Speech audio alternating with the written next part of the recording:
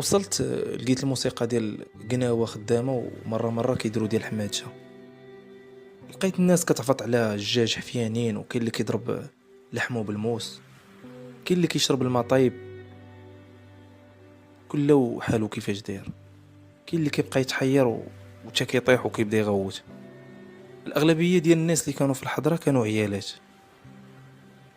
دخلت انا وسط منهم من بعد ما عطيت داك العتروس لديك الشوافه، قلت لي يزيد مرحبا حاجتك مقضيه.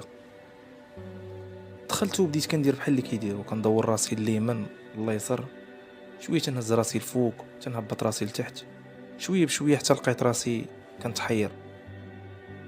من بعد وانا نلقى ملكه شدتني من يدي وفرحت، ومشينا للبلاصه اللي كنت غادي نتذبح فيها اول مره، لداك السيد مول المحراره.